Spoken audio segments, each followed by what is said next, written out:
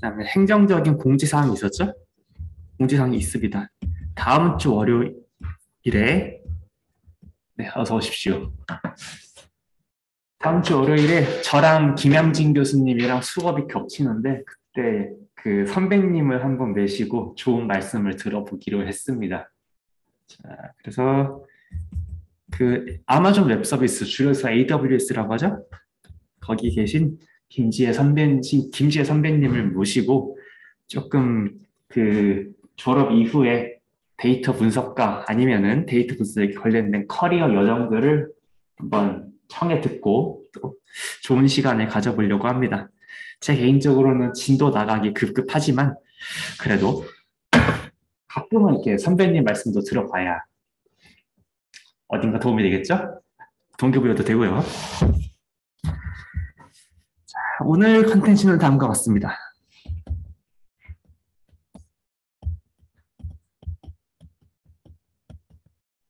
이게 5단원의 마지막 내용이고요. 이거는 테스트 오류를 포함해서 자료 모집단에 있는 어떤 스칼라를 내가 굳이 어심타틱 티어리, 점근적인 이론, 중심극 한정리 이런 거 이용하지 않고서 내가 주어진 트레이딩 셋만 이용해서 요 세타 헷의 변동성을 잘 추정할 수 있는 아주 간단하면서도 강력한 방법입니다.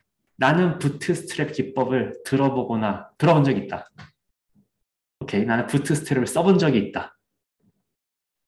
오케이, 좋습니다. 그러면은 제가 이게 몇 년간 이거 부트스트랩 가르쳐 보니까 모든 그 이그젠플을 다 다룰 필요는 없을 것 같고요. 하나만 다뤄보도록 하겠습니다. 일단 이것부터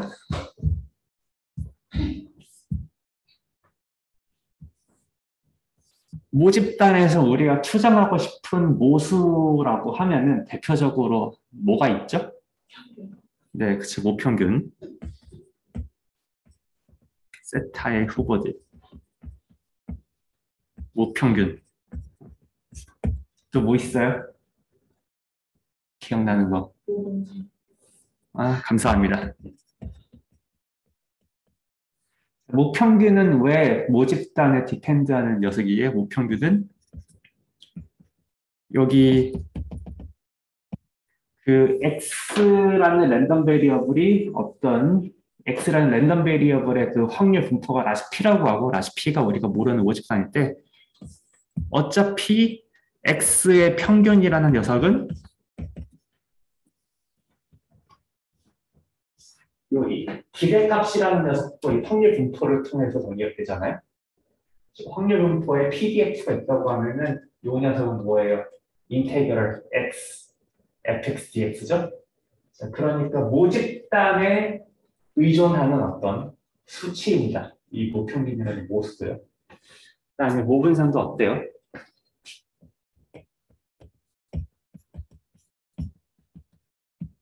일단 정의는 이렇죠? 그다음에 이 녀석도 잠깐만 대문짝 써야지.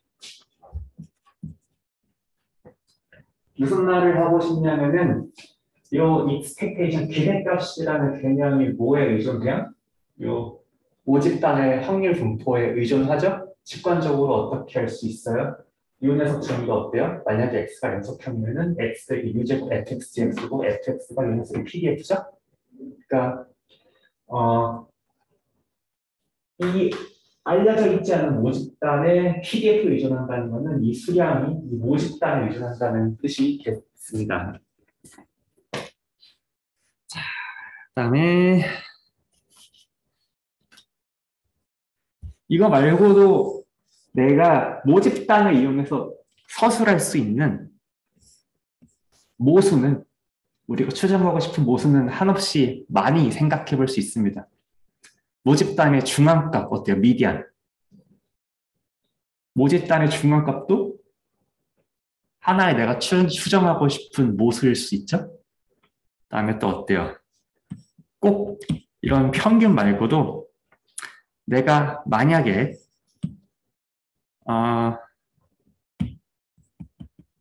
우리는 지금 지도학습에서 놀고 있으니까 x, y라는 확률 벡터가 그 P라는 모집단을 따르고 만약에 y랑 x 사이에 이런 선형 관계가 성립할 때 우리가 추정하고 싶은 게 또 이게 이 베타 자체도 추정하고 싶은 타겟이었죠.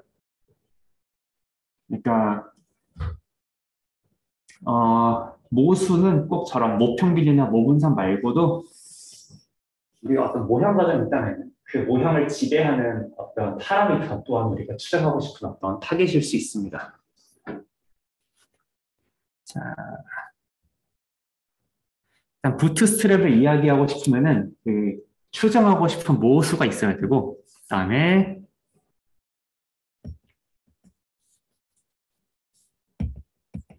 우리가 추정하고 싶은 모수의 추정량, 세타 햇이 있다고 가정을 합니다. 추정량, 부트스트랩 이야기를 하기 위해서는 이 주어진 모수에 대한 추정 법은 이미 주어졌다고 가정을 하고 시작합니다.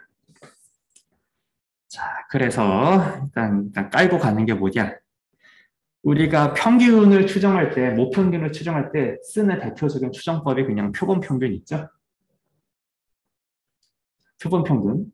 물론 세타잇이 꼭 표본평균일 필요는 없습니다. 세타잇이 뭐 절단평균 이런 거 있죠? 상하위 탑 랭커랑 하위 랭커 하나씩 빼고 평균 내는 거. 마치 피겨 점수 내는 것처럼. 뭐 이런 것도 이 모평균을 추정하기 위한 하나의 추정법, 세타 햇의 하나의 예제일 수 있어요.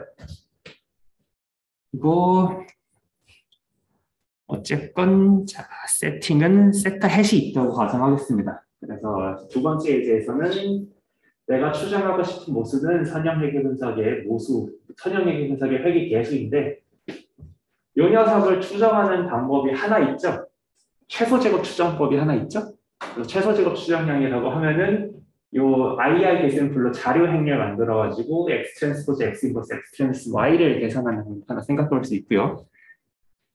물론 꼭 같은 세타에 대해서 추정량이 이거 하나만 있는 건 아니죠. 우리는 굳이 우리가 해보진 않았지만 최소 제곱법으로도 세타 햇을 구할 수 있고 잔차의 제곱을 평균한 녀석을 최소화시킬 수 있고 잔차의 절대값의 평균을 최소화시키면 또 다른 솔루션은 없겠죠? 아무튼 여기서의 포인트는 우리의 관심대상 모수랑 관심대상 우리가 염두에 두고 있는 추정량 하나는 주어졌다고 가정합시다. 자, 그래서 보통 우리는 알아요. 이제 부트스트랩의 문제의식.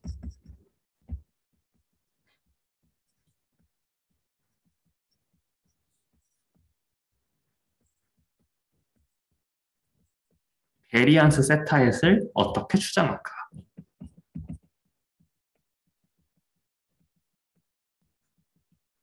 아니 이렇게 쉬운 문제를 왜? 자, 우리가 조금 잘 알고 있는 추정량들은 사실 이 베리언스 세타햇 포뮬라가 있어요. 자, 만약에 베리언스 세타햇의 클로즈드 폼 포뮬라가 있는 경우 자, 뭐 이런 거 뭐 있죠? 이그젠플 1 어때요? 만약에 세타햇이 x 바야 모평균을 수정하는 추정량으로서 표본평균이라고 우리 표본평균을 이용해서 모평균을 추정한다고 생각해봐요. 자, 그러면은 베리언스 세타잇이 어떻게 돼요?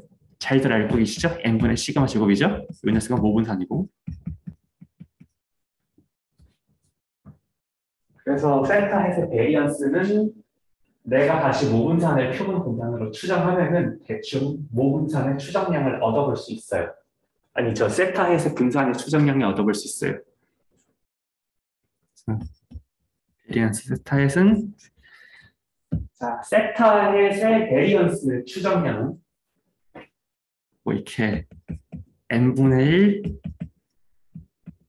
표본 분산 생각해 볼 수 있다.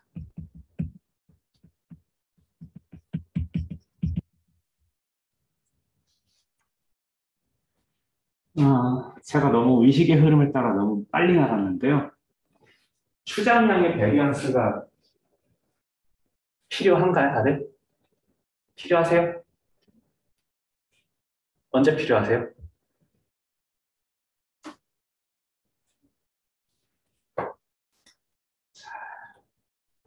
논문에서 신뢰 구간 주고 싶으면 무조건 베리언스 필요하죠?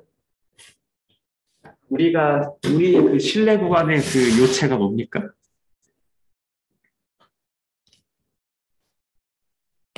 세타에서 베리언스 언제 필요해요? 세타 추정에 신뢰 구간을 주고 싶을 때. 아니면 가설 검증하고 싶어서 세타는 세타 제로 널 하이파서시스 테스팅하고 싶을 때 세타 해석 변동성이 좀 필요하죠. 이렇게 H0는 세타는 세타 제로 쓴 겁니다. 네. 그러니까 그냥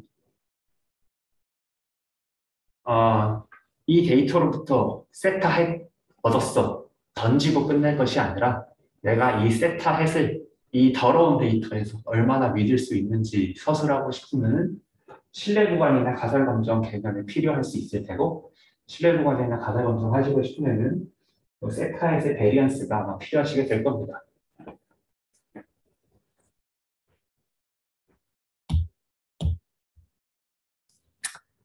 다들 잘 기억나죠? 기초 통계 때 얼마나 베리언스를 열심히 계산하셔서 검정과 추정을 신뢰 구간을 주려고 노력하셨는지 기억나요?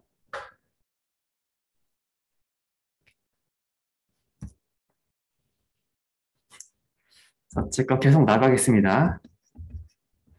자, 지금 얘기하고 있는 예제들은 굳이 부트스트랩이 필요하지 않은 예제들입니다. 왜냐? 얘네들은 베리언스 세타가 클로즈드 폼 포뮬라가 있거든요.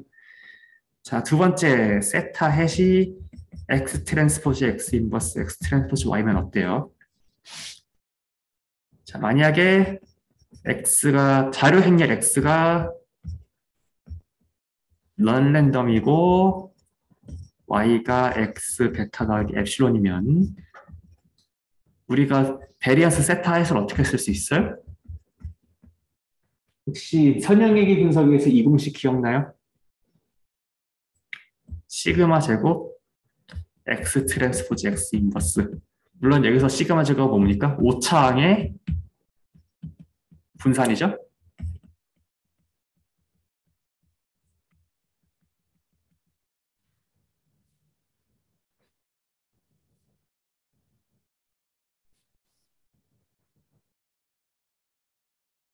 기억나요? 음.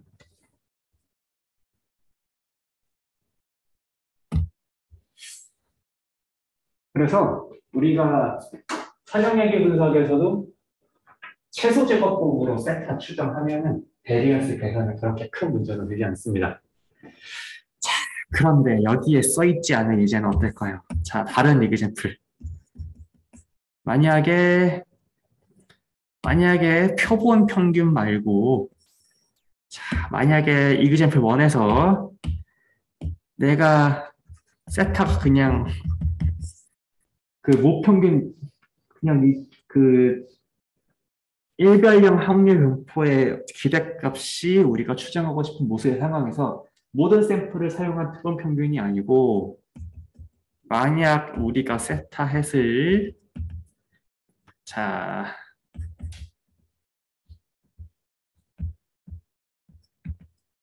굳이 노테이션을 다 쓰지 않겠습니다.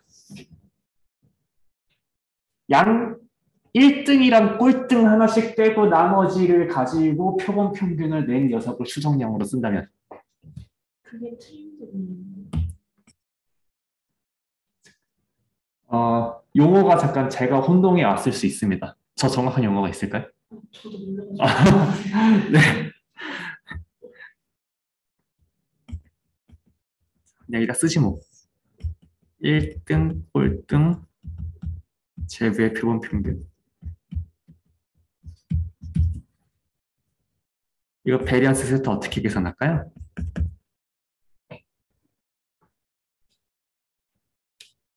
이제부터 조금 고민이 되기 시작하죠? 다음에 아니면 자, 세타가 그 50단의 중앙값이고 만약에 세타햇이 표본 중앙값이면 좀 크게 쓰겠습니다. 여기. 세타가 50단의 중앙값이고 세타햇이 표본의 중앙값인 경우 역시 베리언스 세타 어떻게 구할까요?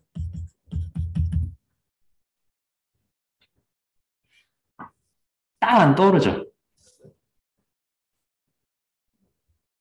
다음에 자, 선형얘기 분석에서도 우리가 세타햇을 우리가 저 x 트랜스포즈 인버스 x 트랜스포즈 y는 뭡니까? 최소 제곱 추정량이죠? 그런데 자, 질문. 만약에 세타햇이 최소 제곱 추정량이 아니라 최소 절대값 추정량이면 즉 아그민 베타 서메이션 i는 1부터 절대값 yi 빼기 xi 트랜스포즈 베타면 그러면 또 베리언스 세타에 어떻게 계산할까요?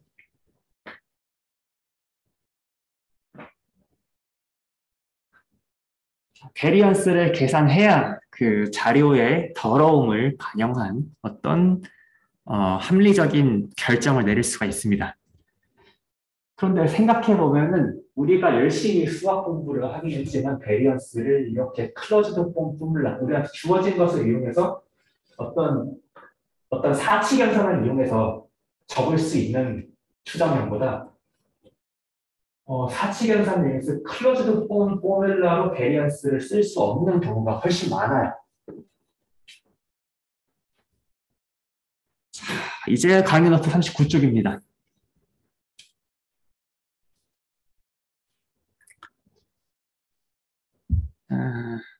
부트스트랩은 자, 추정량의 불확실성, 자, 추정량 세타 햇의 불확실성, 베리언스 세타 햇을 어디 보자. 계량한다기보다 사실 추정한다는 말이 더 어울립니다. 추정할 수 있는 아주 간단하고 그렇지만 강력한 통계적 도구입니다. 그다음에 여기서 추정량이라는 말은 여기서 다양한 예제를 적긴 적었지만 그냥 옆에서 제가 판서로 적은 이 세타 햇들이 다 추정량이 된다고 생각하시면 되고요. 모수가 있을 때 모수를 추정하고 싶은 모든 세타 햇들을 다 추정량이라고 생각하시면 되고요. 그다음에 불확실성은 현재로서는 그냥 베리언스 세타 햇이라고 생각하시면 가장 깔끔할 것 같습니다. 베리언스의 세타 햇을 이렇게 루트를 씌우면 뭐 스탠다드 디비에이션이 되죠? 영어가 틀렸네요. 디비에이션.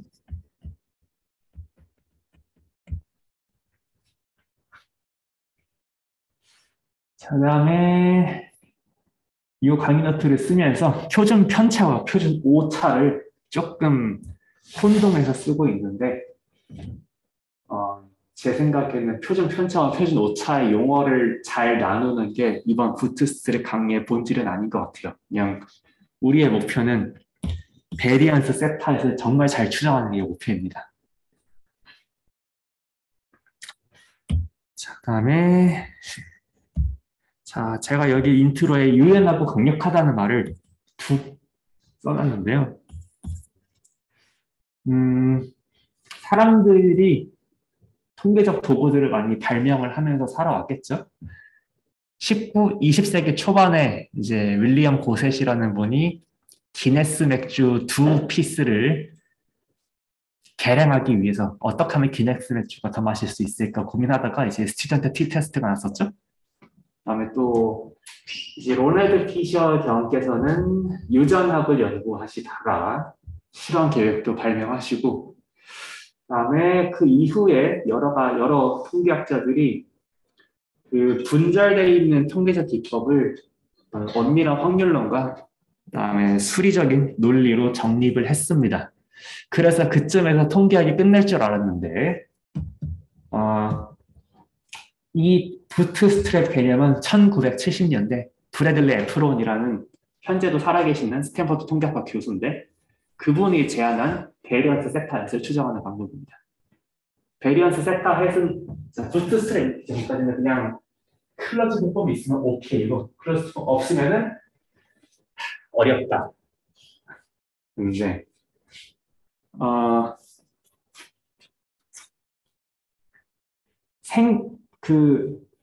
아까 얘기했듯이 베리언스 세타 헷이 클로즈드 포뮬러가 없는 경우가 더 많고 그래서 그 일반적인 경우에 대해서 베리언스 세타에서 어떻게 계산할 수 있는지에 대해서 상당히 사람들이 고민이 많았는데 자 브래들리 에프론이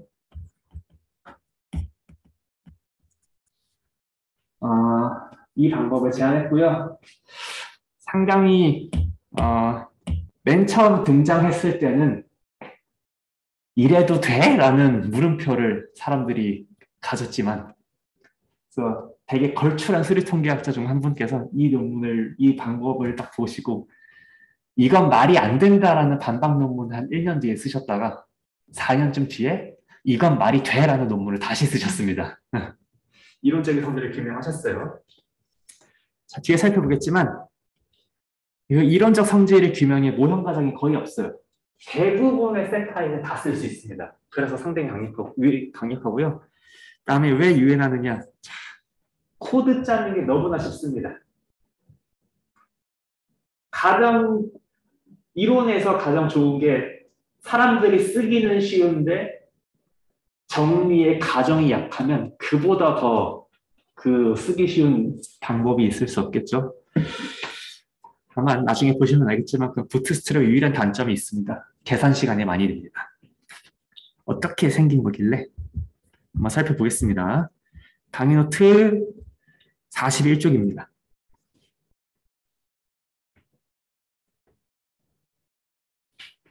이 꼭지 하나가 끝입니다. 정말 간단하죠? 뭐냐면요.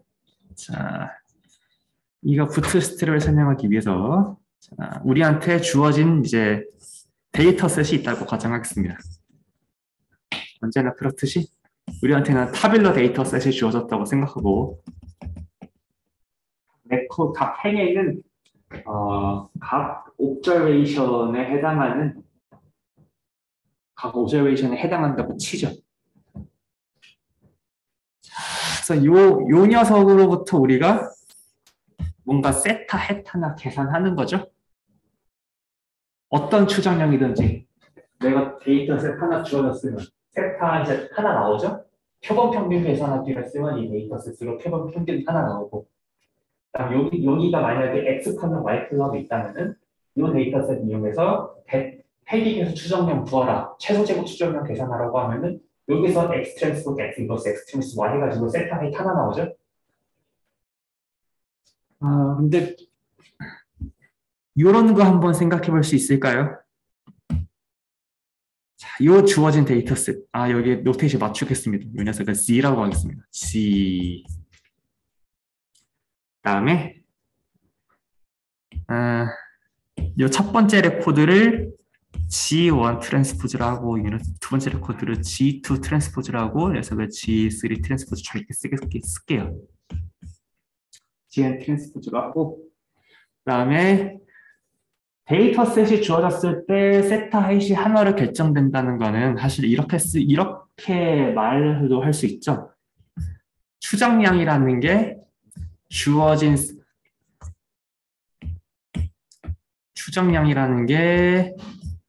G1, G2 n의 함수로서 n개의 레코드가 주어지면은 어떤 스칼라건 벡터가 하나를 대응시키는 규칙으로 볼 수 있죠. 추정량이라는 것이.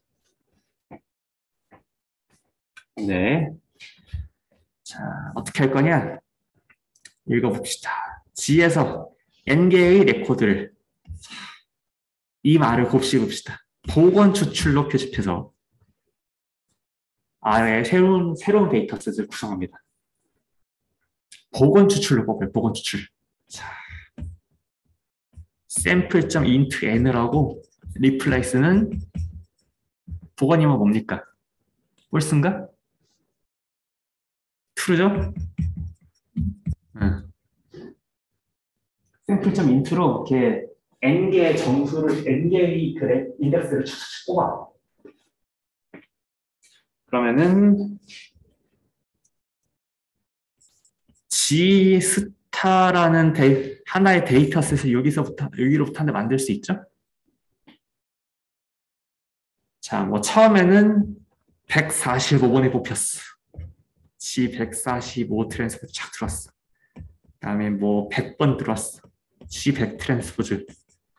그다음에 가끔씩 복원 추출로 뽑다가 보면은 145번 레코드 또 들어올 수 있죠?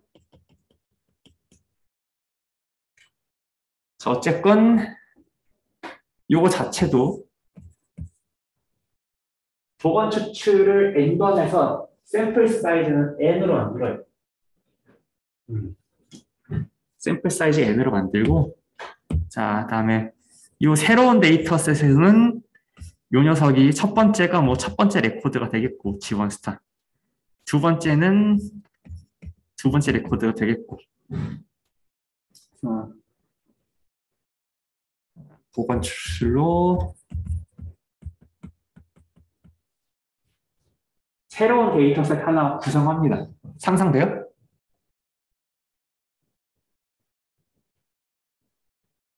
자, 지금 여기가 하나, 둘, 7명 있잖아.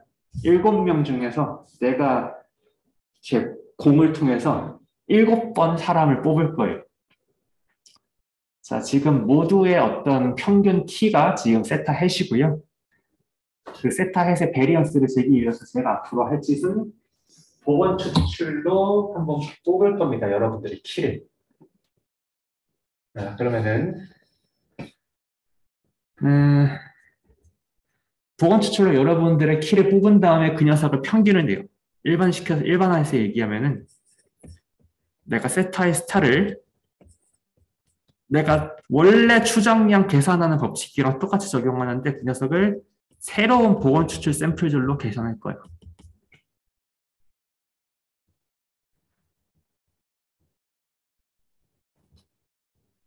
자, 그러면은 이번에 내가 복원 추출했더니 여기 4명만 뽑혔어.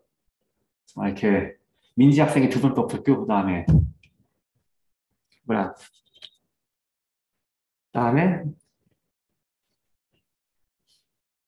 은우 학생이 2번 뽑혔고 다 외웠어. 다 외웠다고.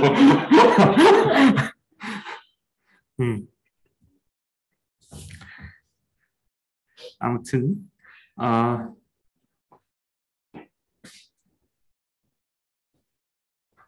그렇게 해서 세타 해스타가 한번 나올 수 있죠. 그다음에 이 복원 추출을 한 번만 하는 게 아니라요. 이런 복원 추출 얼마나 할 수 있어요? 여러 번 할 수 있죠. 자, 복원 추출 2, 복원 추출 3. 그래서 이제 첫 번째 복원 추출은 다 1번 첨자를 붙이고, 그다음에 두 번째 복원 추출로 또 세트 만들어가지고 세타 계산한 것에 대해서 또 세타의 투 스타 이름을 붙여보겠습니다. 또 7명 복원 추출을 또 하는 거예요. 그다음에 이 복원 추출을 얼마나 하느냐? 라지 비원합니다. 자, 그래서 for 스몰 b는 1번부터 라지 b번까지 보통 1000번 정도 해요. 1000번 정도 한다면은 복원 추출에 기반해서 세타잇이 몇 번 계산돼요? 한 1000번까지 있겠죠? 그다음에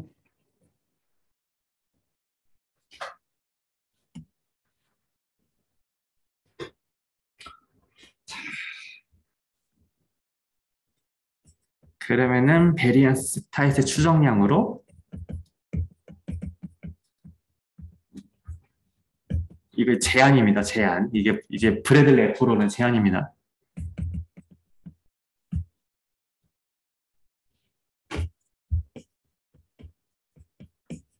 자, 베리언스 타입 추정량으로 이 녀석들의 카피 이 녀석들의 표본 분산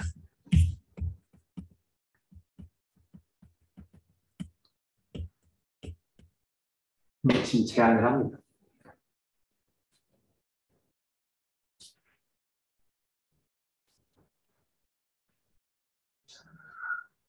그러면은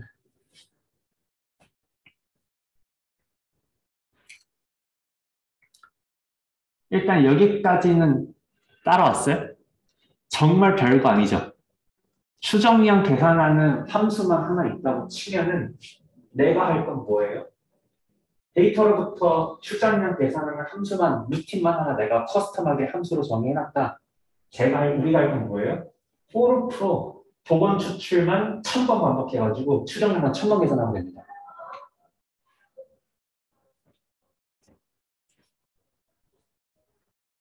자, 그래서 이 1000개의 부트스트랩 추정량을 얻은 다음에는 표본 요 베리언스를 어프로시메이트 하건 신뢰 구간을 뭐 추정을 하건 원하시는 걸 다 쓰시면 됩니다.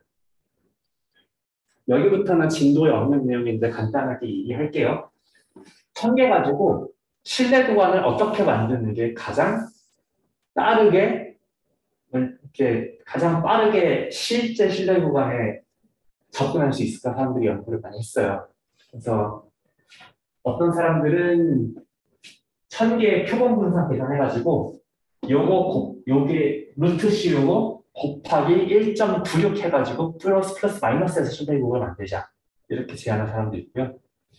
다른 어떤 사람들은 1000개 있으니까 1000개의 세타에서 히스토그램을 해가지고 그 히스토그램의 97.5% 퍼센타일이랑 다음에 2.5% 퍼센타일로 신뢰 구간 만들자 이렇게 제안하는 사람들도 있고요. 어느 게 최적이다라고 물론 이론적으로 뭐가 있긴 있습니다. 모집단이 어떤 문법에 따르면 이게 더 좋다. 모집단이 어떤 문법에 따르면 이게 더 좋다 이런 게 있는데 그건 나중에 필요하시면 생각하면 되고 일단 우리가 지금 기억할 거는 세타 스타를 1000개 뽑으면 뭘 해도 된다입니다. 어떤 것든 그냥 하면 됩니다. 뜬구름 잡으니까 뭔가 재미없죠? 코드로 한번 살펴볼게요.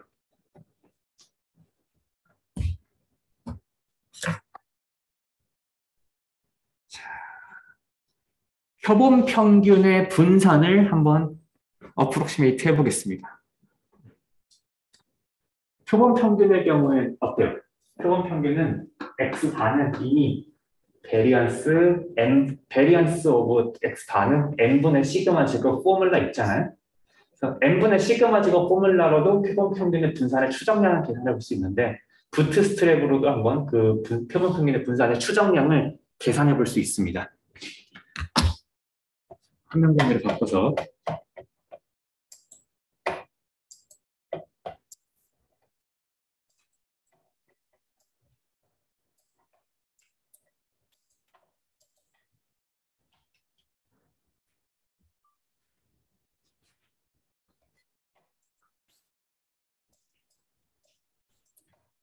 렉처 노트에 지금 현재 강의 노트에 있는 거랑 같은 코드예요.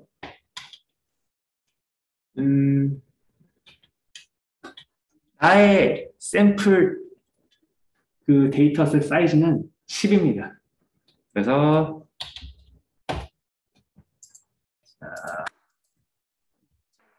지금 코드 보시면 이거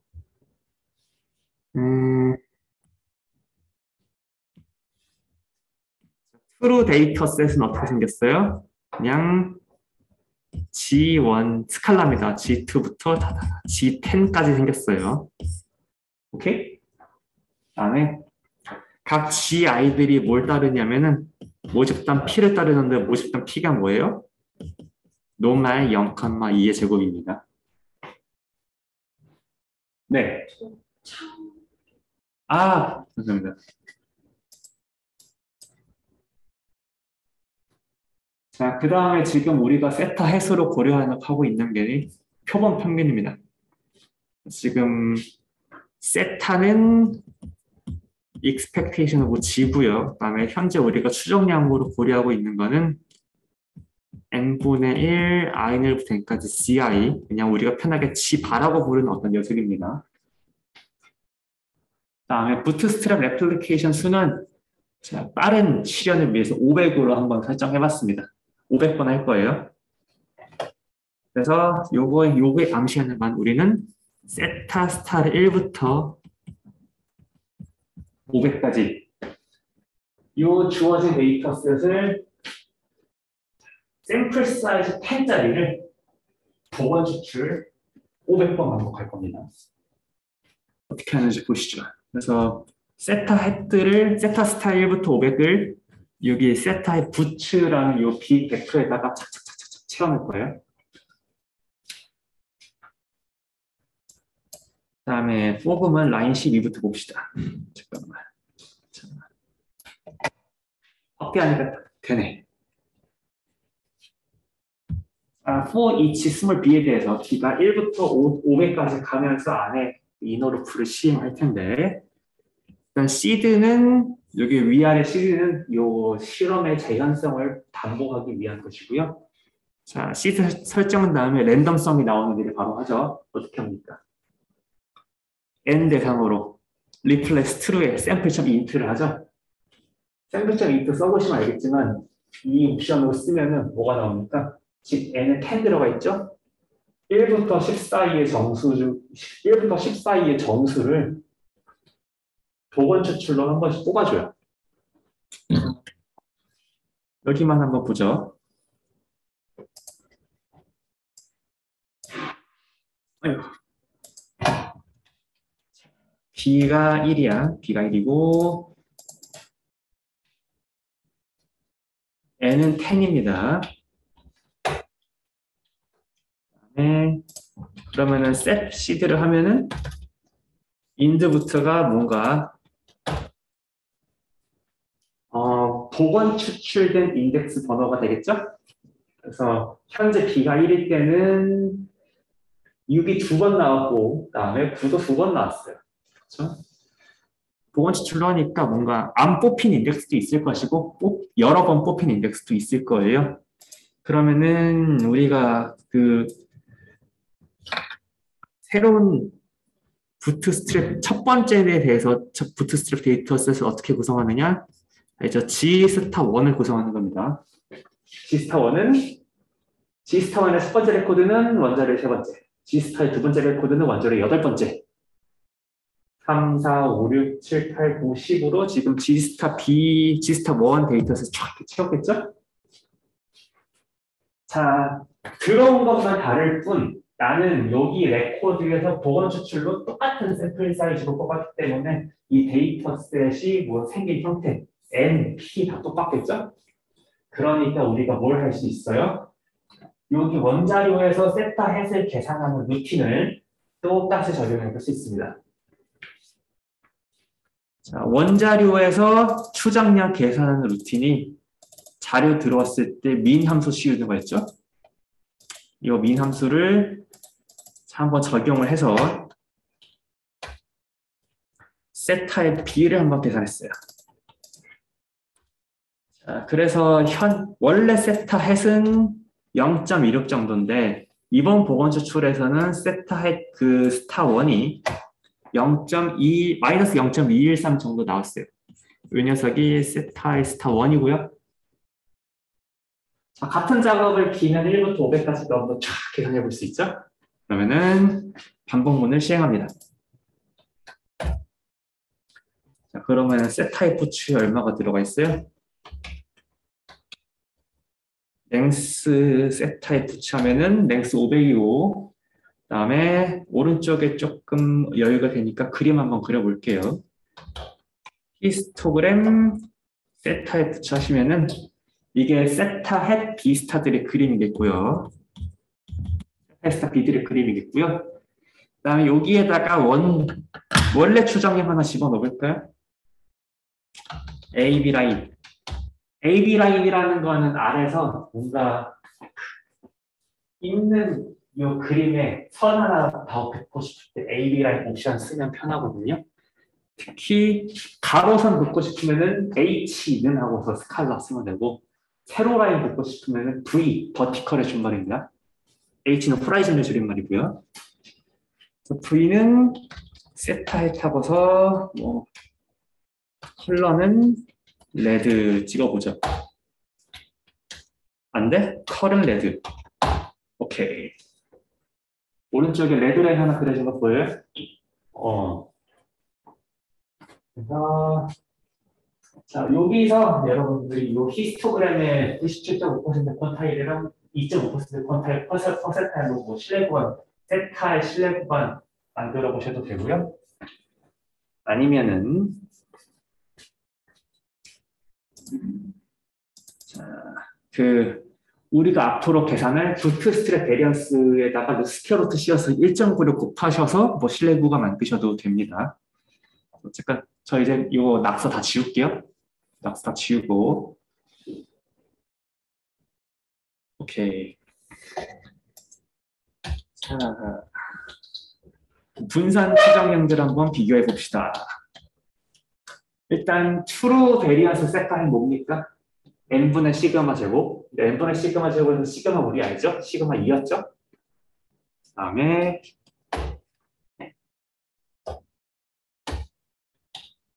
자, 그 다음에 요 세타에서는 우리가 베리언스 세타 햇을 해석적으로 클로즈 폼으로 표현할 수 있습니다. 어떻게 할 수 있어요?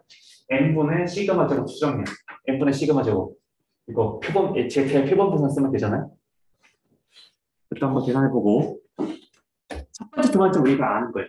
자, 우리가 새로 배운 거 부트스트랩 기반에서 이제 베리언스 세타 어떻게 근사해요?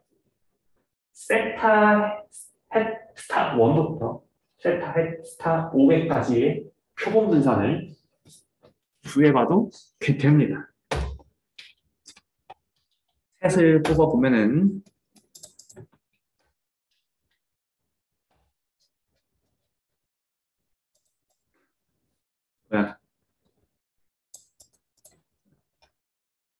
뭐 중간에 계산 안 된 게 있나 보죠?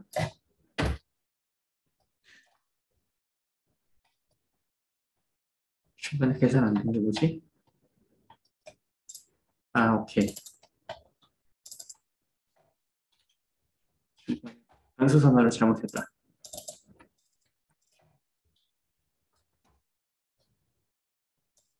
자, CD가 약간 달라졌는지 조금 달라졌는데 자, 트루 분산 0.4, 그다음에 해석적으로 공식으로 근사했을 때 0.24, 그다음에 부트스트랩 근사할 때 0.20 정도 됩니다.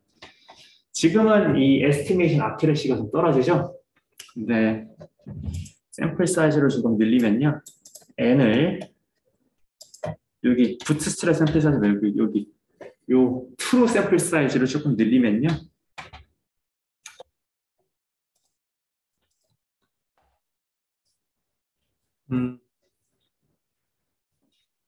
거의 비등비등해집니다. 보시면 이게 그 브래들리 애프로는 이렇게 하자라고만 썼고 요 이후에 샘플 사이즈가 커지면 부트스트랩으로 계산해도 애널리틱하게 계산하는 것 얘랑 얘 둘 다 요 트루에 수렴한다는 거를 원래 애널리틱 포뮬러가 여기 수렴한다는 거는 원래 수리통계 이론도 알려진 거고 부트스트랩으로 근사해도 이 트루에 수렴한다는 트루 분산을 수렴한다는 거를 여러 수리통계학자들이 다 증명을 했습니다. 우리는 편하게 쓰면 됩니다. 3시 50분이 됐는데요. 자, 10분 쉬었다가 이따 수업 계속 이어나가겠습니다. 네.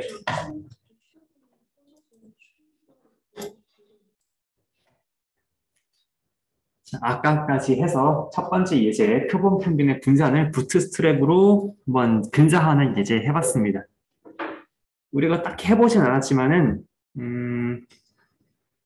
예제는 아주 간단하지만 훨씬 더 복잡한 절차라도 상관이 없습니다. 여기 데이터셋이 굳이 지금은 일별량 확률 변수가 샘플이 n이었죠? 이게 다별량 확률 변수여도 상관없습니다. 이게 데이터셋이 n by p 매트릭스여도 상관없어요. 그럼 그때는 부트스트랩 어떻게 하는데요? 인덱스 뽑아놓고 뭘 골라오는데요? 그 인덱스에 해당하는 행들을 다 집어오면 되는 겁니다. 자, 그 다음에 통계량 계산하는 규칙도 여기서는 그냥 mean 이렇게 해놨는데 이 mean이라는 추정량도 훨씬 여러분들이 더 복잡한 걸 쓰셔도 상관이 없습니다. 현재 예제에서는 그냥 표본 평균을 쓰긴 했는데 예를 들어서 현재 예제에서 모든 샘플들을 다 고려한 표본 평균 대신에 뭐 1등이랑 꼴등 제외한 트림드 민으로 여기 추정량을 정의하셔도 상관없고요. 다음에 내가 훨씬 더 복잡한 다별량 자료들로 부트스트랩을 한다 그러면은 굳이 표본 평균 벡터뿐만이 아니라 뭐 회귀 계수 아니면은 뭐 나중에 지도학습 기법들 다 넣으셔도 다 상관없습니다.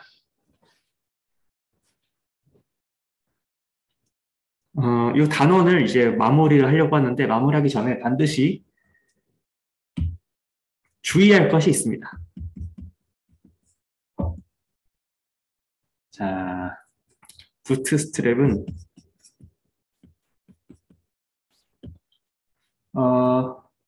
아마 이번 숙지하실 때 헷갈릴 수 있을 것 같은데 자,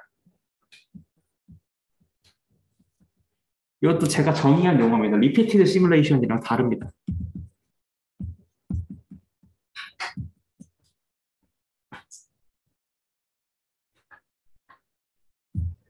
자, 싹싹 넘어가서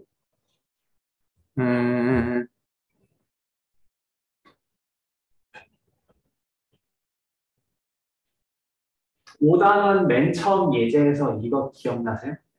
트레이닝 셋 50번, 500번, 트레이닝 셋 1000번 만들어가지고 빨간 줄을 피팅을 1000번 반복해라 했던 거 기억나세요? 어디냐? 쭉 앞으로 가봐. 강연들을 한꺼번에 좀 뛰어넘는 게 있으면 좋겠는데 제가 여기 있다.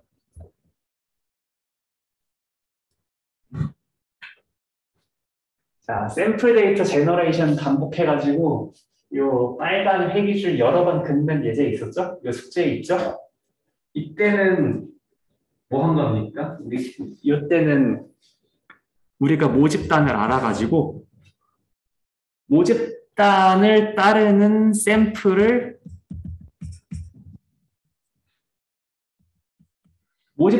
따르는 요 데이터셋을 서로 다른 데이터셋을 비번 만들었었습니다. 여기서는. 자, 그런데 부트스트랩이 이야기하는 건요.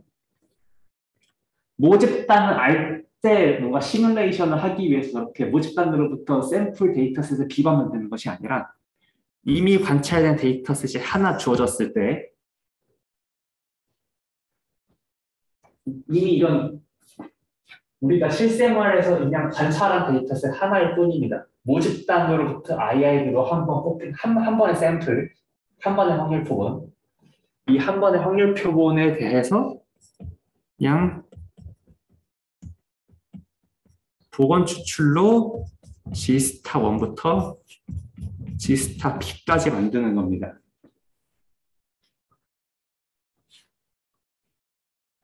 숙제에서 시뮬레이션을 반복하라는 것은 부트스트랩을 의미하는 건 아니에요.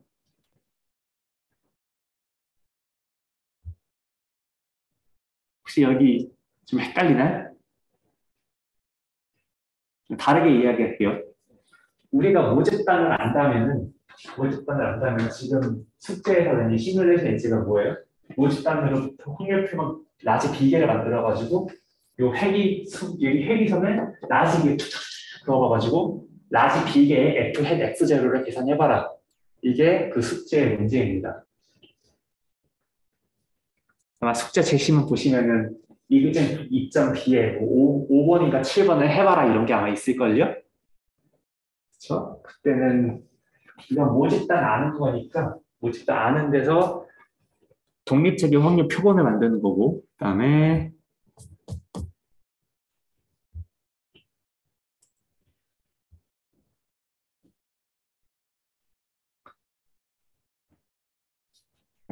자, 부트스트랩은 이 시뮬레이션에서 모집단의 역할을 그냥 누가 하는 겁니까? 모집단의 역할을 내가 관찰한, 내가 취득한 데이터셋이 마치 모집단의 역할을 그냥 하게 시키는 겁니다. 내가 관찰한 데이터셋이 모집단의 역할을 하게 시키고 내가 관찰한 데이터셋이 모집단인 양 복원 추출로 서로 독립적인 라지 기계의 서브 데이터셋을 만들어서 우리가 통계를 수행하는 게 부트스트랩입니다.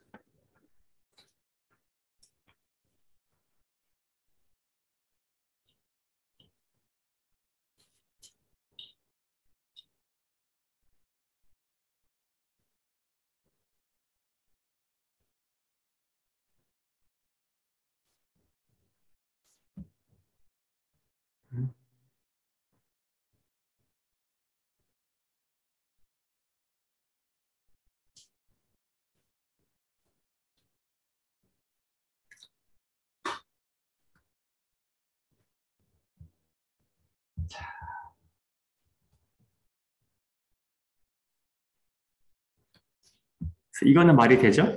자, 모집단 몰라 그냥.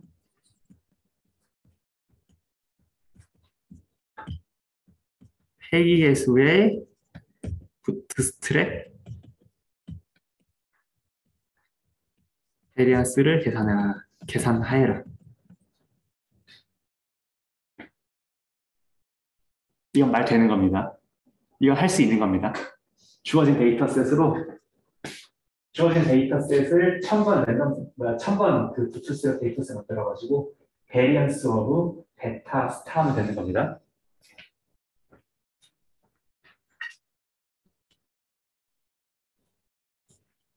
모집단 모르는 리얼 데이터셋.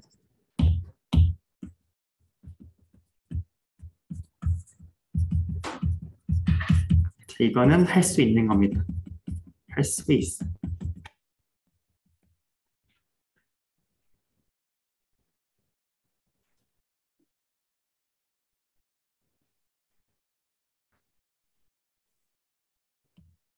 위에 건 그냥 어떻게 하는 거예요? 뭔가 나의 데이터셋이 뭔가 X랑 Y 컬럼으로 구성된 무언가겠죠? 여기서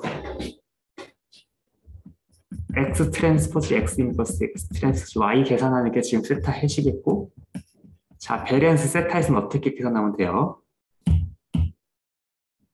이 녀석을 이 로드를 n번 복원 추출해가지고 G*1부터 G*B까지 만들어가지고 각각의 데이터셋에서 X 트랜스포즈 X 인버스 X 트랜스포즈 Y 계산해가지고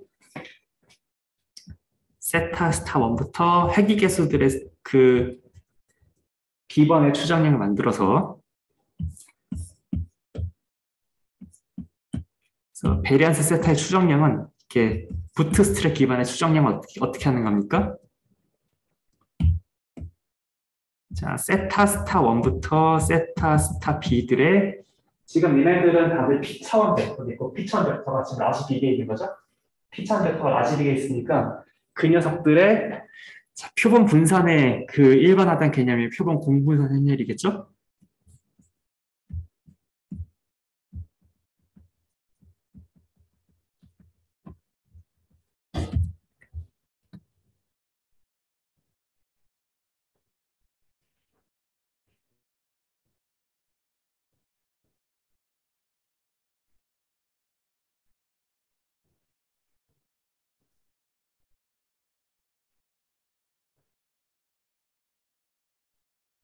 아, 네.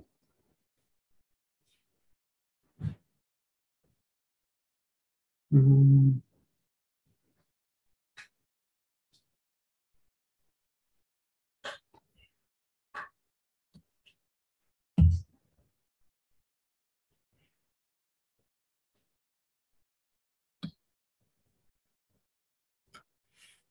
그다음에 제가 뭔가 부트스트랩으로 할 수 없는 것의 예제를 좀 들고 싶었는데 아무래도 혼동만 야기시킬 수 있을 것 같아서 할 수 있는 거는 언급을 하되 할 수 없는 거는 언급하지 않도록 하겠습니다.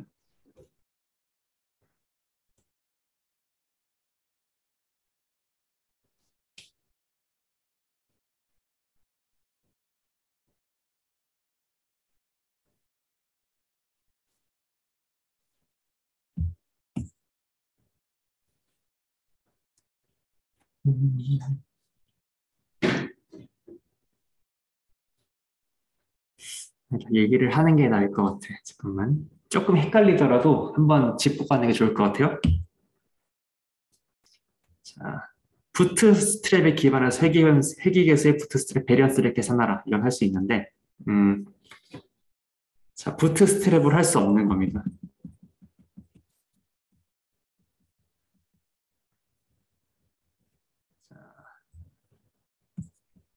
베리언스 세타 헷을 지금 이그젝트 베리언스 세타 헷을 계산하여라.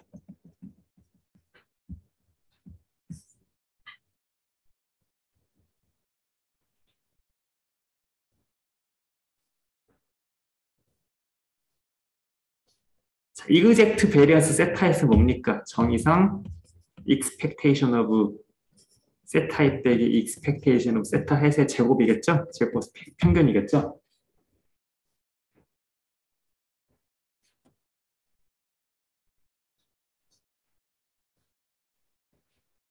물론 부트스트랩 절차로 추정은 할 수 있지만 나는 모집단을 모르는 리얼 데이터 셋이 있어. 리얼 데이터 셋이 있으면 어떻게 이그젝트랑 모집단에 기반한 이 밸류를 알 수 있겠어요? 동의해요? 응.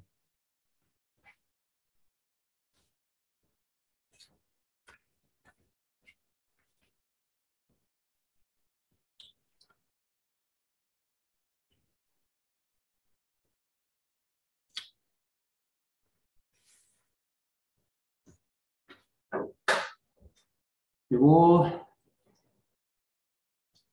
이 아래 거는 언제나 가능해요? 모집단을 알 때만 가능하죠?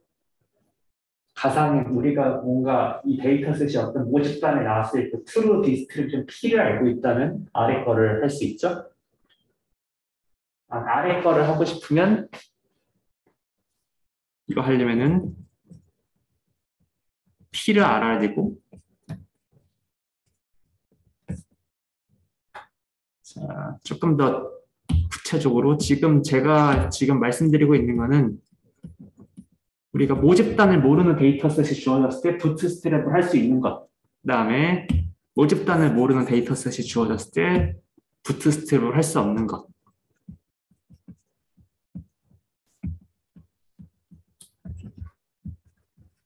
이야기하고 있고요.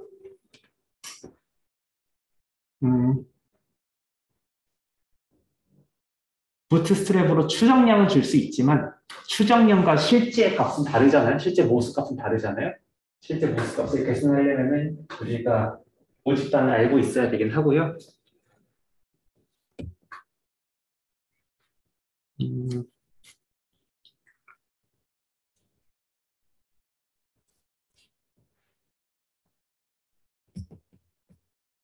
숙제 이그젬플 2.b의 뭐 7번을 풀라는 문제는 뭐냐면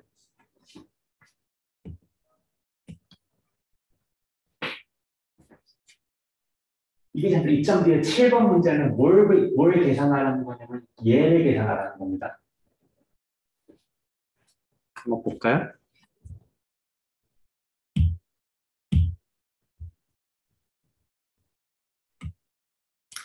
제가 헷갈림을 덜기 위해서 말하는 건데 오히려 더 헷갈리게 하는 것 같아요. 자, 2.b 보시면 지금 강의 노트 12쪽입니다. 이그젬플 2.b 보시면은 뭐 있어요? 추정량의 베리언스 있죠? 추정량의 베리언스 있죠? 추정량의 베리언스 있죠? 다 지금 베리언스 세타 핵 구하라는 거거든요, 다. 그렇죠?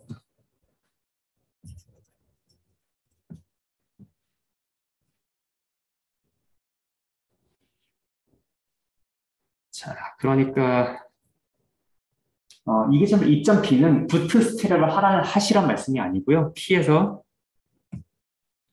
우리가 지금 P를 아니까 데이터셋을 진짜로 1번 데이터셋을 부트스트랩 데이터셋이 아니라 진짜 P를 따르는 데이터셋을 우리가 임의로 만들어가지고 진짜로 세타 1부터 세타 1000까지 만들어서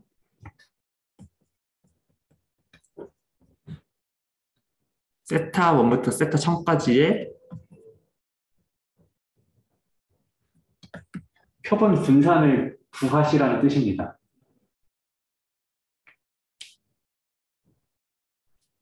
물론 1000번만 계산해가지고 표본 분산한 게 이 녀석을 정확히 계산하는 건 아니고요. 이 아이디어는 몬테카를로 어프로시메이션 베이스드고 사실 이 시행 횟수를 더 많이 밀려야 훨씬 더 정확값이 나오긴 하는데 일단 1000번 정도로 근사값이나 계산해 보라는 뜻입니다.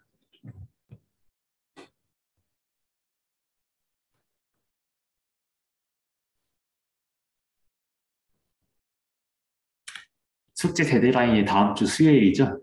아직까지는 뜬구름 잡는 걸 수 있어요. 그렇지만 점점 데드라인이 다가올수록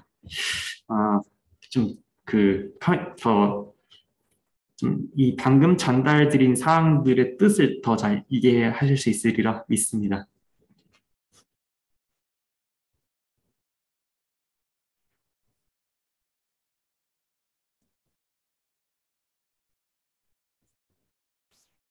혹시 여기서 질문 있나요? 저 이제 부트스트랩 이제 슬슬 마무리 지으려고 하는데요.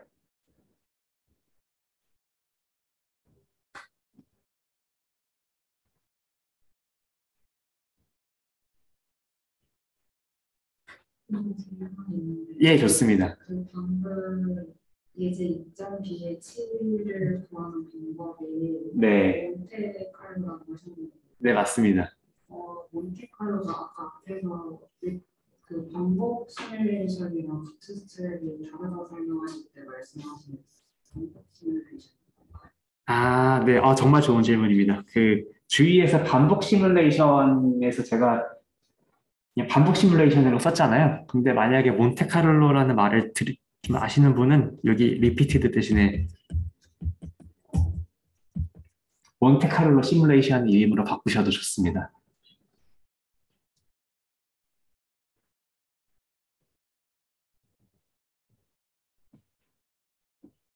통계 논문 보면은 절차 내가 세타 핵 구하는 내가 세팅한 문제에서 절차 하나 제안을 두고서 한 섹션 4절쯤에서 몬테카를로 시뮬레이션을 꼭 합니다. 가상의 내가 true를 아는 시나리오에서 1000번의 데이터셋을 만든 다음에 1000번의 데이터셋에서 아니면 10,000번의 데이터셋에서 내가 제안한 세타 핵을 추정하는 절차가 정말 true 세타와 비슷하게 나오는지를 반드시 실험해 봅니다.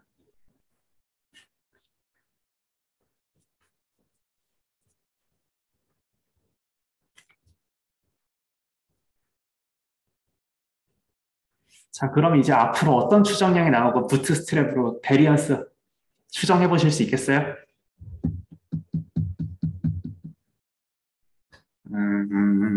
언젠가 필요할 겁니다.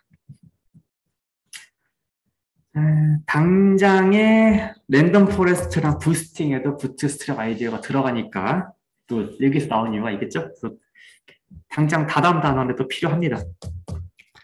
마무리 지을게요. 중간 진도를 뛰어넘고 강의는 또 50쪽으로 가겠습니다.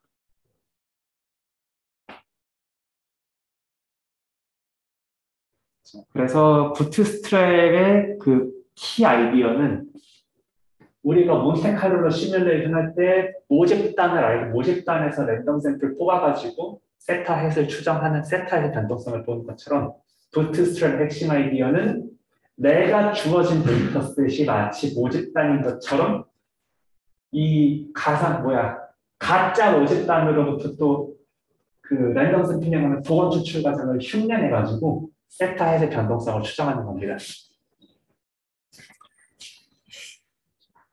그 다음에 제 51쪽입니다. 이거하고 오늘 스노보드에 6장 업로드 했거든요. 6장 계속 이어나가겠습니다. 부트스트랩의 주요 사용처는 추정량의 표준 오차, 그냥 베리언스 세타라고 쓰세요. 베리언스 세타 계산을 추정 세타의 베리언스 세타의 추정을 통한 모수의 신뢰 구간 제공이 가장 그 주요한 사용처입니다. 특히 추정량의 정의가 복잡해요. 트림드 밑만 해도 복잡하죠. 분산의 해석적 표현이 어려울 때 유용합니다. 자, 그다음에 제가 잠깐 지나가는 말로 부트스트랩 세타의 스타를 1번부터 세타의 스타 1000번까지 있으면은 그 녀석을 가지고 신뢰 구간을 건설하는 게 한 가지 방법이 아니라 여러 가지 방법이 있다고 했는데요. 위키피디아의 부트스트랩 페이지 보시면 부트스트랩 컴피던스 인터벌 여러 가지 종류가 있습니다. 노트북 있으시면 한번 부트스트랩 컴피던스 인터벌 쳐보시고 위키피디아 들어가 보시면은 한 서너 가지 방법이 있어요. 그것들 중에 그때그때 상황에 조금 내가 계산하기 편한 것부터 쓰시면 됩니다. 그다음에 내가 계산하는 게 좀 이상하다 그럼 딴 방법을 좀 시도해 보시면 되고요. 자, 그러면 이제 부트스트랩의 단점은 뭐냐? 주의할 점은 뭐냐? 지금은 표본평균 예제니까 쉽지. 자, 그러는데 내가 주어진 데이터셋으로부터 세타에 계산하는데 50초 걸린다고 합시다. 그럴 수 있죠? 그러는데 그런 베리언스 세타에서 계산하기 위해서 부트스트랩을 하려면 더 세타 핵 계산하는 걸 1000번 해야겠죠. 50초 곱하기 한 번에 50초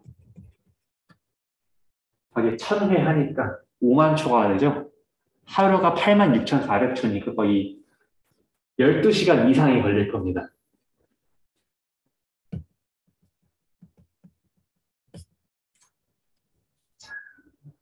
한 번 계산할 때 50초면 다행이지. 만약에 세타 핵 한 번 계산하는데 하루 걸리는 절차가 있다고 하시죠. 그러면은 부트스트랩 1000개 하려면은 1000일이 걸리죠. 우리가 그 정도까지 신뢰 구간을 만들고 싶지는 않을 수도 있죠. 아니면은 그쯤 하면은 내가 굳이 부트스트랩을 쓰지 않고 다른 방법으로 또 베리언스를 계산할 방법이 없을까 고민을 하게 될 수도 있습니다. 그다음에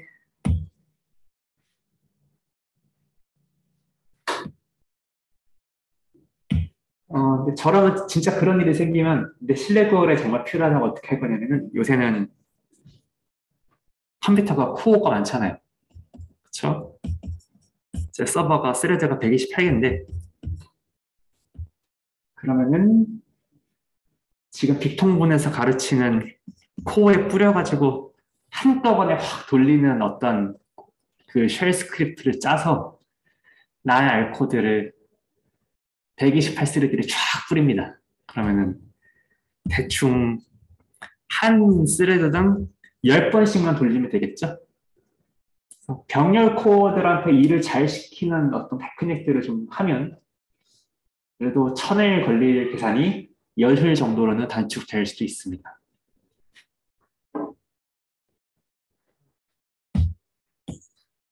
자, 다음에 다음 거 계속 볼게요. 부트스트랩이 여기 나오는 거는 다 이유가 있습니다. 자, 뒤에 앙상블 기법, 랜덤 포레스트랑 그다음에 부스팅 부스트 들어가면은 약방이 감초처럼 그 절차에 부트스트랩이 들어가 있어요.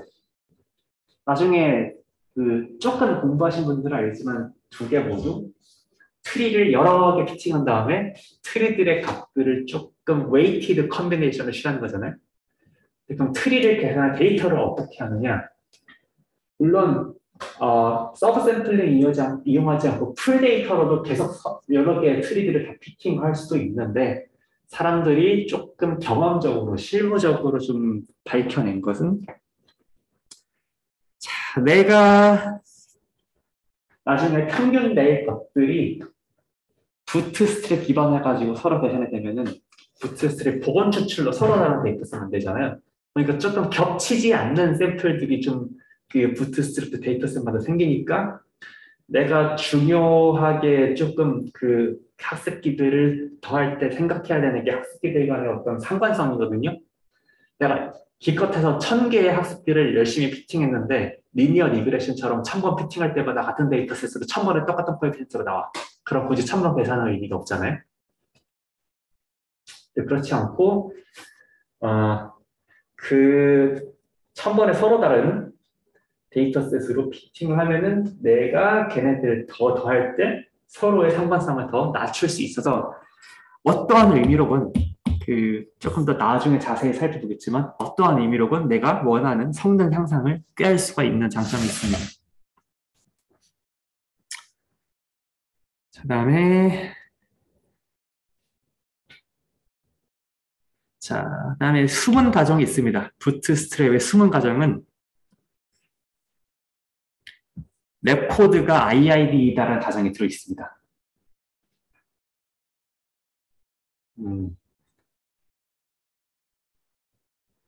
그래서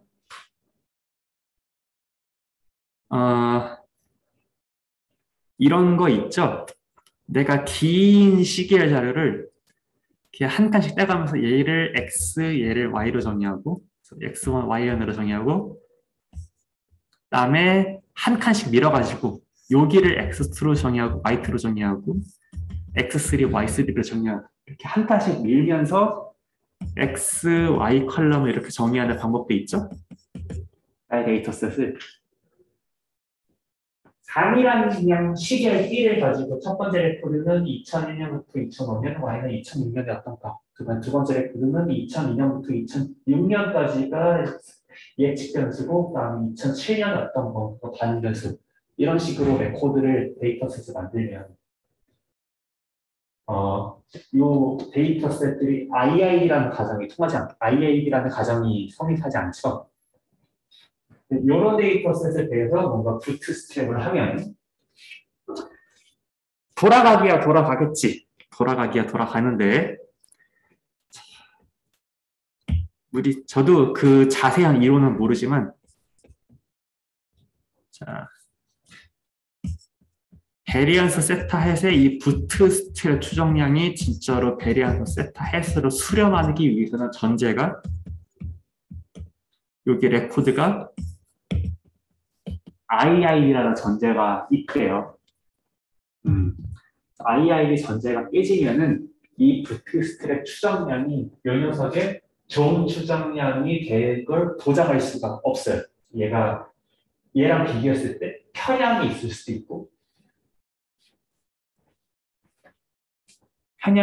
있고 아니면은 그거 말고도 생각하지 못한 다른 이상한 성질이 있을 수 있죠.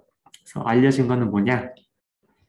자, 뭐 예를 들어서 시계열 자료에서 레코드를 이렇게 복원 추출해가지고 부트스트랩 데이터셋 구성할 경우에 부트스트랩 추정량들의 표준 편차는 이 녀석은 각 실제 추정량의 표준 편차 베리언스 세타 헷과 같지 않을 수 있습니다. 주의하십시오.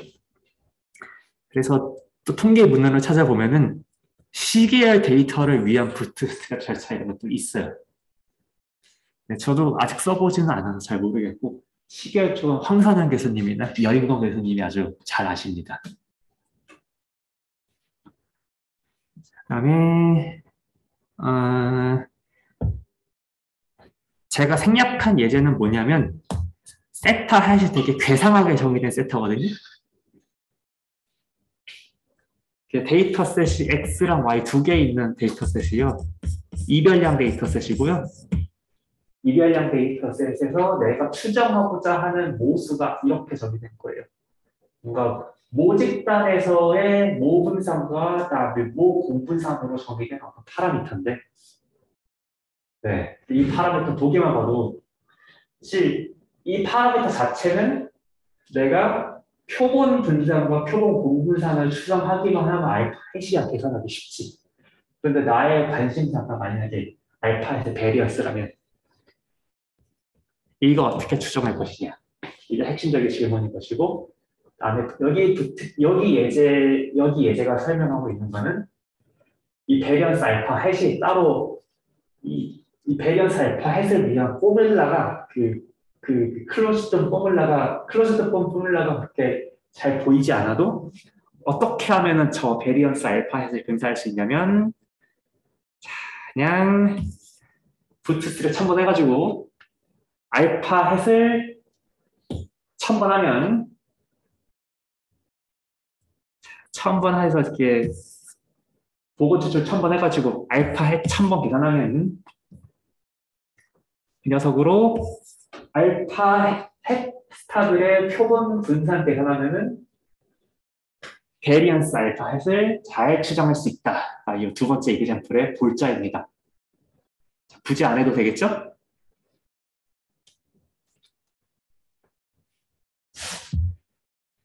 자, 그러면은 5장을 이제 마무리하고요.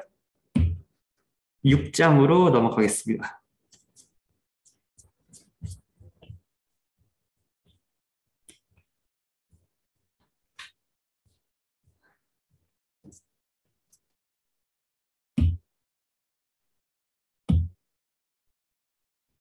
육 장 다 여셨어요? 여셨어요?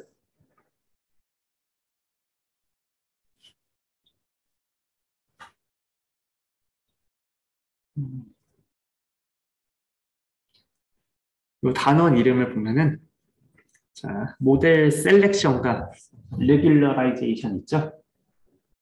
그다음에 한국어로는 보통 좌측은 모형 선택이라고 많이 부르고 오른쪽은 규제라고 많이 부르죠.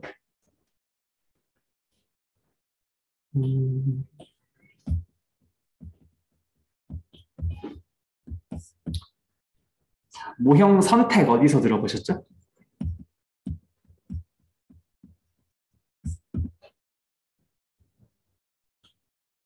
회계분석론, 정규 교육과정에 의하면 회계분석론에서 주로 하나요?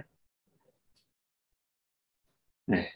회계분석론에서 모형 선택 법으로 뭐 배워요?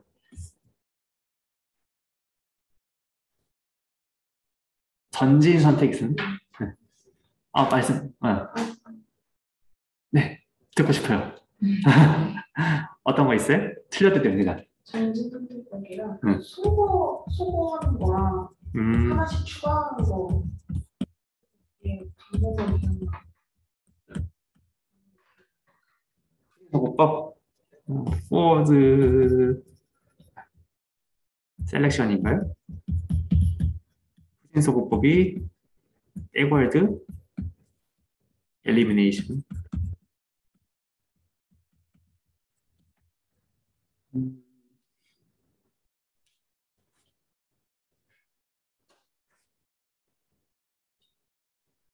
이거 말고도 이런 식으로도 선형 모형을 선택해 볼 수 있다가 요 6단원의 골자입니다. 6단원에서는 어떤 형식으로 모형을 선택해 볼 것이냐.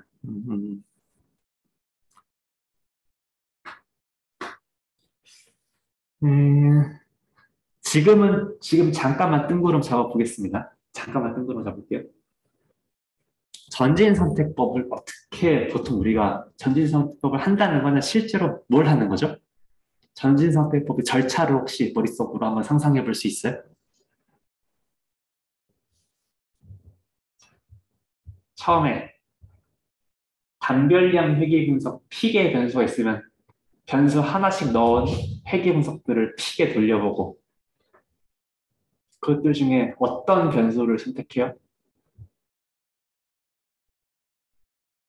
유효한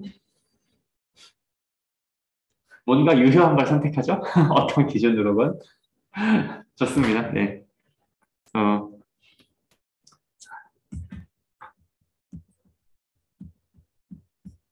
자, 전진선택법. 자, 첫 번째 모형은 뭔가 y는 그냥 베타 제로죠? 다음에 n 제로로 갈까요? 첫 번째 모형이 뭡니까? 베타 제로하기 뭐 베타 1x1. 다음에 여기서 제가 가로로 1이라고 하는 거는 실제로 첫 번째 변수를 집어넣는 게 아니고 일괄량 회귀 분석을 심플리한 리그레션 쫙 돌렸을 때 어떠한 의미로고 뭐가 잘 나오는 변수를 하나 골라가지고 첫 번째 모형으로 하죠. 다음에 M2 마찬가지로 일단 처음에 들어온 변수는 다시는 안 나가죠. 처음에 들어온 변수는 다시는 안 나가고 이제 요거에 기반해 가지고 남은 변수 p-1개 중에서 여기에 쏙 집어넣었을 때 뭐 어떤 의미로건 가장 베스트가 된 변수를 또 하나 이렇게 집어넣게 되죠.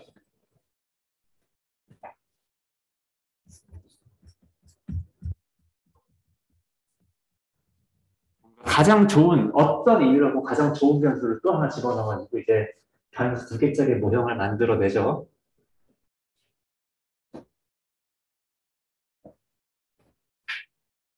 음,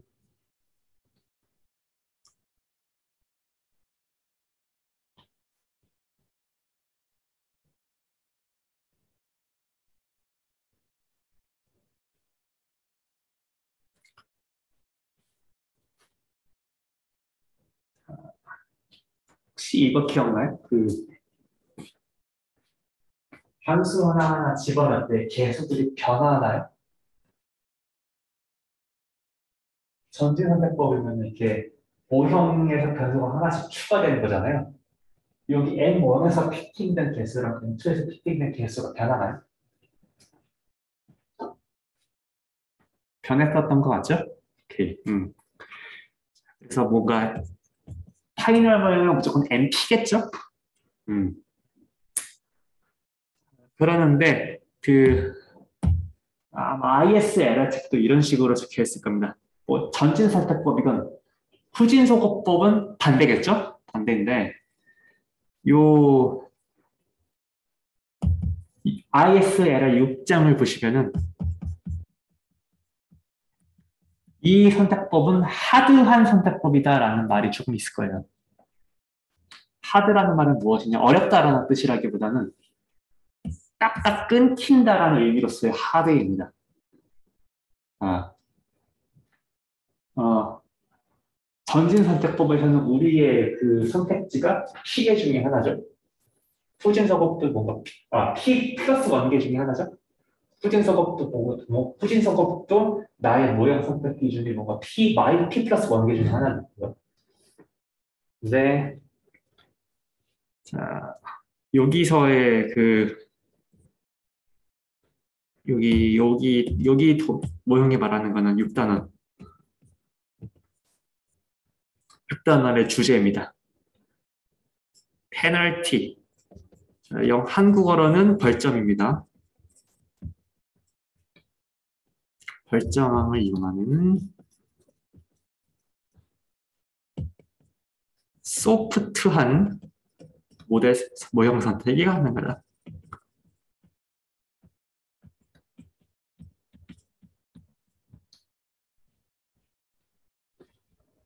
하드의 반대되는 의미로서의 소프트입니다. 지금은 뭔 말이야 하고서 물음표를 남긴 채 넘어가겠습니다. 단원이 끝날 때 이 전진 선택법과 후진 선택법의 하드함에 비해서 어떤 점이 소프트해 보이는지 한번 다시 반추해 보면 좋을 것 같아요. 그다음에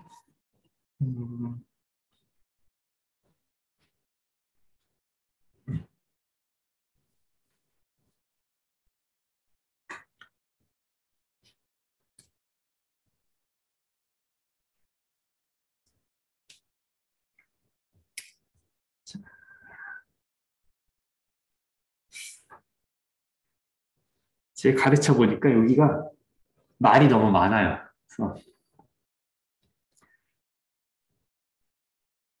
조금 말을 줄이면서 핵심을 전달할 방법을 좀 고민을 해서 어, 수식부터 좀 쓰고 그 다음에 강의 노트를 다시 살펴보겠습니다. 우리가 중심을 잃지 않도록. 자, L2 발전 리치 다음에 L1 발전 라쏘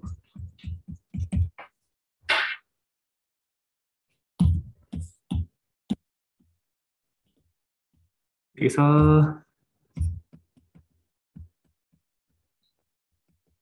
선형회귀에서 L2 발전을 부여한 선형회귀라는 거는 자 이제 베타 제로랑 베타 S를 이렇게 추정하겠다는 겁니다.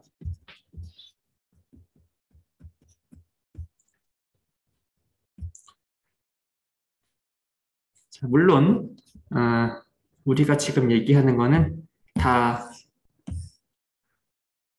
지도학습 기준입니다. assume xi, yi, in부터 n까지 트레이닝 셋.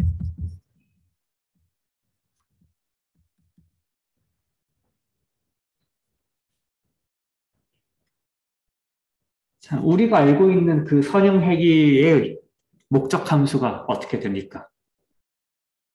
레지듀얼 썸 오브 스퀘어의 평균을 최소화시키는 베타 제로랑 베타가 최소 제곱 추정량이죠. n분의 1, i는 1부터 n까지 yi 빼기 베타 제로 빼기 xi 트랜스포즈 베타의 제곱.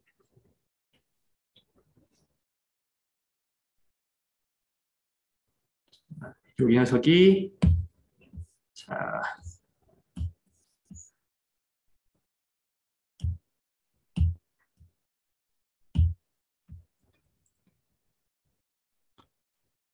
이 선형회귀에서의 최소 제곱 추정량이죠.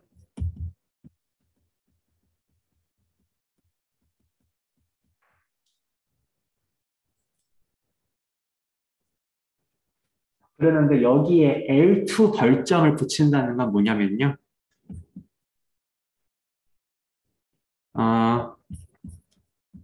베타의 자 여기서 L2랑 L1은 그 벡터의 길이를 재는 두 개의 방법인데요. 이거는 이으셔도 됩니다. 어떤 고정된 양수, 고정된 0을 포함한 양수, 람다가 있다고 할 때, 0보다 크거나 같은 람다가 있다고 할 때, 그냥 RSS를 최소화시키는 게 아니라, 옆에다가 베타의 투놈의 제곱에다가 이제 이 람다라는 컨스턴트를 붙여서 같이 이 녀석을 좀 최소화시키는 거를 고려해 보려고 해요. 달라진 거는 요 앞에 쓰면 이거.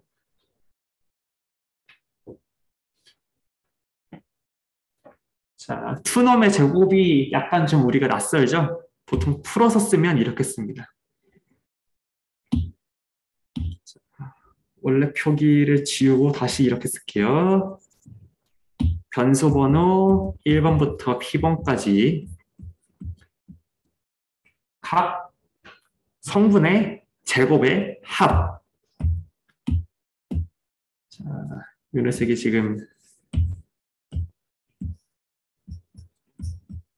베타라는 벡터의 투놈의 제곱이고요.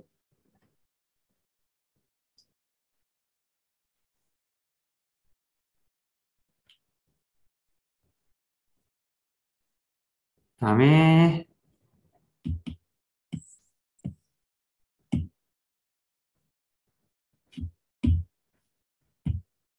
앞으로 내가 어떠한 목적 함수를 만나건 리치 페널티를 붙이는 거는 내가 알고 있는 목적 함수에다가 뭔가 이 파란색 함을 끼워넣는 거를 L2 벌점화 시킨다는 말을 쓸 겁니다.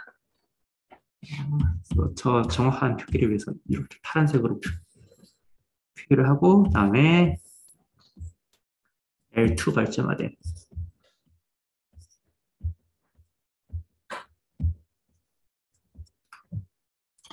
마찬가지로 L2 벌점화된 우리가 선형회계만 배웠어요? 로지스틱 선형회계 있죠?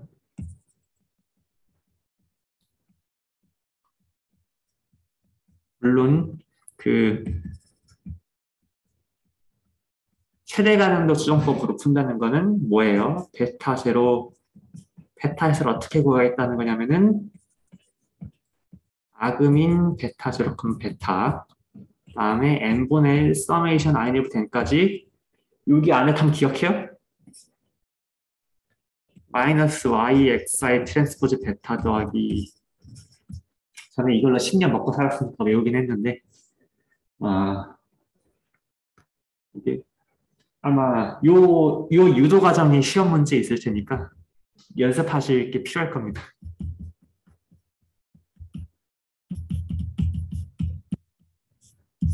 이 녀석이 로지스틱 선형회계 분석에서 베타 제로랑 베타를 추정하기 위한 그 목적 함수였죠? 자, 4장 보시면은 어딘가 이런 게 좀 등장할 거예요.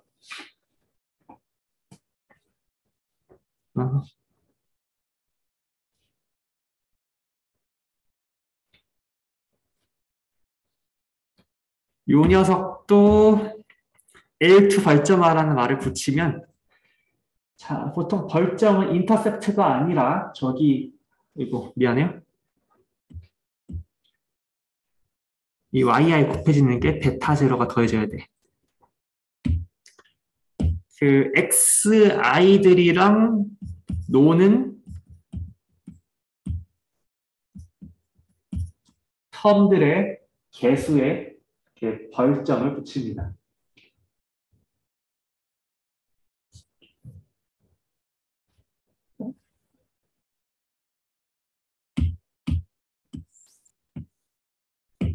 자, 그러니까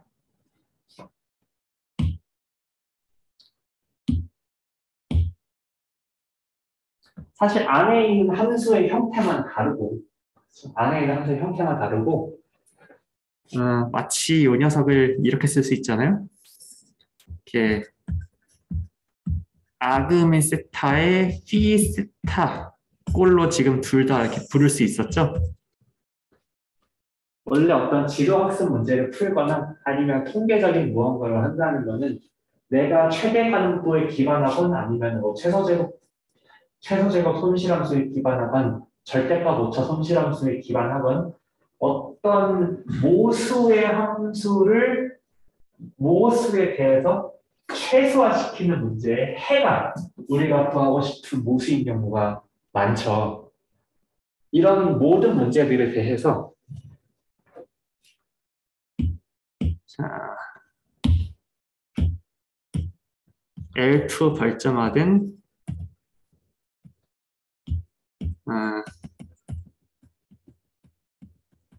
자, 제가 phi 손실함수라고 부르겠습니다. 손실함수 최소화 문제는 우리가 보통 무엇을 지칭하느냐? 일반성을 잃지 않고 이제부터 그냥 세타라고 쓸게요. 세타 햇은 아그민 세타 phi 세타 더하기 람다 서메이션 JNL부터 P까지. 자, 세타가 P 차원의 어떤 벡터라고 하겠습니다. 세타 j2의 제곱.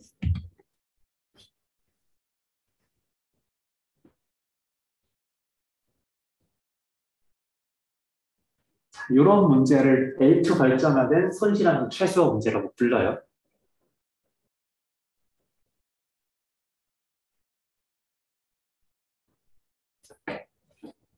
여러분 이 꼴 어디서 많이 봤을걸요? 난 이 꼴을 본 적이 있다. 나는 규제나 벌점, regularization penalty를 어디서 들어본 적이 있다. 들어본 적 있죠? 아마 그 스터디 대상이 되는 책들에서 암묵적으로 이런 말이 이런 수식이 어디서 있었을 겁니다. 그다음에 자, 그러면 거침없이 한 발 더 나가 볼게요. 지금까지 우리가 적은 건 뭐냐면은 L2 결정화된 어떤 손실함수 최소 문제들을 우리가 지금까지 배웠던 손실함수들이랑 엮어서 이그젠플로 살펴봤어요. 그래서 벌점은 우리가 지금 L2 벌점으로 불렀고, 그 다음에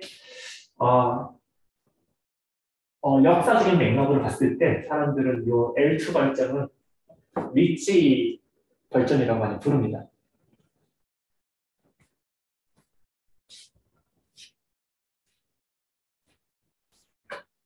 그 다음에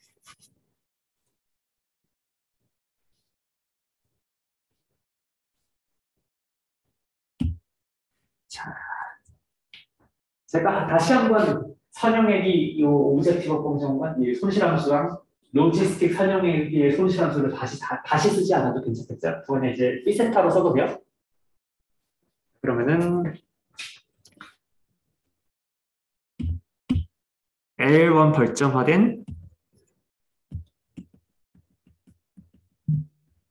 손실함수 최소화는 무엇을 가리키느냐? 자, 세타에서는 아금이 세타, phi 세타인데, 자, 이번에는 붙을 녀석이 이렇게 세타의 투놈의 제곱이 아니고요. 이번에 붙을 거는 세타의 L1 놈입니다. 람다 곱하기 자, 세타라는 벡터의 L1 놈은 어떻게 정의가 되냐면은 j1부터 p까지 세타 j로 정의가 됩니다. 그래서 그냥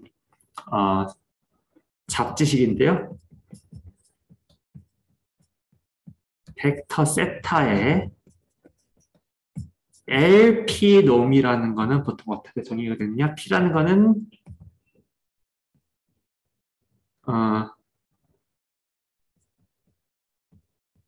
0부터 무한대로 취할 수 있는데요. 물론 L 제로 놈도 있고 L 인피니티 놈도 정의가 있긴 있는데 오른쪽에 수식으로 정의될 수 있는 거는 0과 무한대 사이입니다. 자, 기호로는 벡터 세타의 P 이렇게 적고요.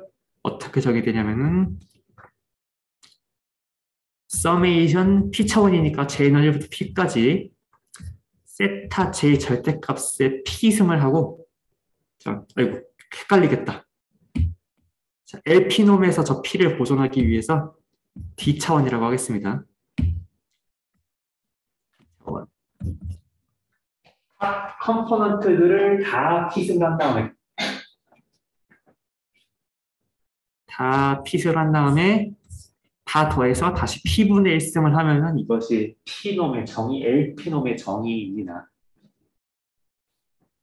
그래서 P가 2면은 우리가 가장 많이 쓰는 유클리드 놈이 되는데 우리가 L2놈이라고 부르면 유클리드 놈이고 그거는 여기다가 P에 2를 대입한 거예요. P 2 대입하면은 우리가 알고 있던 보통의 그 유클리드 놈 나오죠? 그 녀석은 우리가 L2놈이라고 부르고요. 다음에 L1놈은 여기 P에 1을 대입해 보세요. 그러면은 각 성분별 절대값들의 합대죠?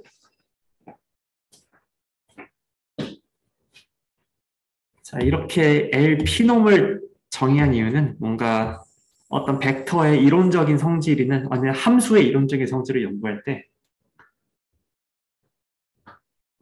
P가 어떤 값을 취하냐에 따라 성질이 좀 변하는 게 많거든요. 베스트는 어떤 수학적인 성질의 베스트는 이 키 값에 상관없이 어떤 성질이 성립하는 건데 경우에 따라서는 그러지 않을 수 있고요. 사람들이 보통 가장 타겟하는 건 뭐냐? 내가 어떠한 절차나 아니면 어떠한 수학적인 절차를 생각을 하든지 일단 P가 2일 때랑 P가 1일 때 되는 게 가장 우선순위입니다. P가 1, 2일 때가 가장 프랙티컬하게 가장 중요해요.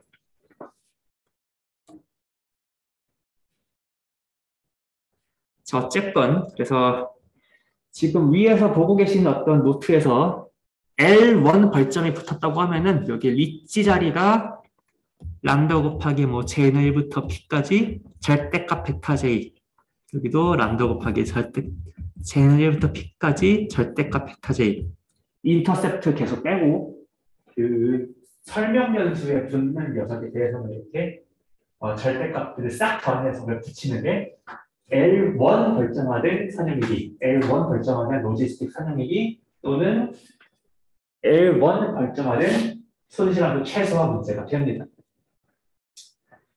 자, 이제 다음 시간의 스토리는 대체 벌점을 붙인다는 게 소프트한 모형 선택이랑 뭔 상관이냐 이고요.